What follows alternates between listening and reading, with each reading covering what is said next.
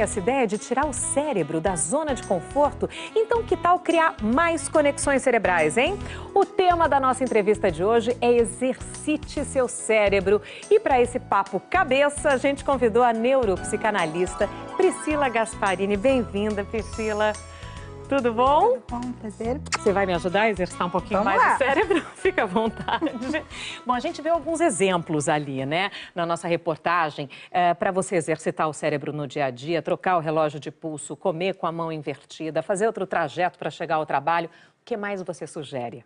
É bem isso, é tirar o cérebro da zona de conforto, né? Ociosidade nunca. Então, o que a gente quer? Novos caminhos neuronais. O que é isso? Novas aprendizagens que fazem os neurônios se ligar de outras formas e buscam esse conhecimento quando a gente precisa de uma informação. Fazendo o que, por exemplo? A gente pode fazer exercícios básicos em casa. Quando você vai deitar, você pode tentar lembrar do seu dia, da hora que você levantou até o momento que você está ali deitadinha. Então, não é assim, sinteticamente. Peguei o carro, fui ao trabalho, voltei, jantei e estou dormindo. Não. Levantei, fui ao toalete, tomei banho. Quanto mais rico em detalhes, mais você está oxigenando as áreas do cérebro que armazenam essas informações. Então, isso é muito rico e faz muito bem para o sistema nervoso. Mas quando a gente faz muita coisa ao mesmo tempo, né? A gente não tende a ficar cansado cerebralmente, né, mentalmente, e aí funcionar mal, ou pelo contrário, isso estimula? Pelo contrário, estimula, a rede amplia, né? A nossa rede neurológica, quanto mais estimulação sanguínea, mais a gente produz uma proteína que mantém essa rede com a plasticidade dela para ela trazer informações. Então, quanto mais a gente usar, melhor. Diferente do estresse, a gente não pode ter um estresse no dia a dia que aí compromete a memória. Essa proteína diminui e essas conexões não se ligam totalmente. Então, a gente tem que preservar, como ele disse, a alimentação, o sono, a hidratação, a base do nosso corpo, para depois tentar fazer esses exercícios. Então, vamos fazer o primeiro exercício? Vamos lá. Vamos lá, vamos ver como é que eu me saio. O que eu tenho que fazer aqui? Você tem que tentar ler. Essas palavras, elas não estão escritas corretamente, elas estão misturadas, mas o teu cérebro, ele cria uma lógica que ele vai conseguir ler. Vamos tentar? Vamos. De acordo com uma pesquisa de uma universidade inglesa, não importa em qual ordem as letras de uma palavra estão, a única coisa importante é que a primeira e a última letras estejam no lugar certo. Muito bem! Sensacional isso! Percebeu? A primeira e a última está no lugar certinho. Então, qual é a função do nosso cérebro? É de lógica, né? De a gente conseguir fechar uma ideia. Mesmo que ela esteja embaralhada, o nosso cérebro não lê letra a letra, ele lê um sentido. Só que tem um detalhe, nós fomos geradas na língua portuguesa. Então, a gente só consegue fazer isso na língua mãe.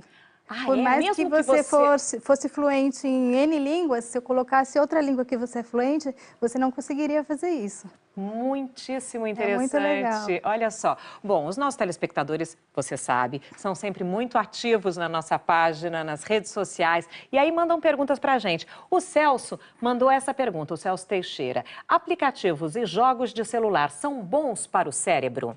Sim, são bons para o cérebro, eles ativam, né? Geralmente tem joguinhos de lógica, né? Tem sequências que a gente tem que seguir, então tudo isso está ativando o cérebro. Eu só peço assim, não fiquem dependentes de smartphone, aquelas pessoas que ficam ali o dia inteiro e não têm contato social, porque isso também é importante, né? Senão a gente estimula de uma maneira e não tem essa vida social que a gente precisa ter. A gente citou aí os jogos eletrônicos, mas a terceira idade gosta muito de palavra cruzada, leitura de bons livros, tudo isso também estimula, né? Sim, sim. A gente vê que a terceira idade ainda não está totalmente inteirada com a informática. Eles estão começando e é ótimo que eles fiquem inteirados com jogos, com essas coisas que os mais novos têm. Mas xadrez, damas, livros, tudo que eles puderem fazer que estimulem novas conexões é bem-vindo. Tem que fazer sim. Mais uma pergunta. A Rayane mandou essa daqui pra gente, olha. Tenho 24 anos e queria saber o que posso fazer para diminuir o meu esquecimento. Tá. O esquecimento dela a gente teria que avaliar melhor, ver em que nível é, né? Se ela esquece coisas do dia a dia, memória recente, memória remota, né? A gente tem que mesclar. Nós temos a memória do hoje, que é tudo que a gente está fazendo, a memória operacional de trabalho, de coisas que você tem a fazer, que a gente tem que se organizar. Por exemplo, saí do carro, não lembro se tranquei ou não o carro. Essa é uma coisa que acontece com frequência. Exatamente, mas o que atua aí? O foco de atenção. Você tem que prestar atenção. Estou fechando o carro.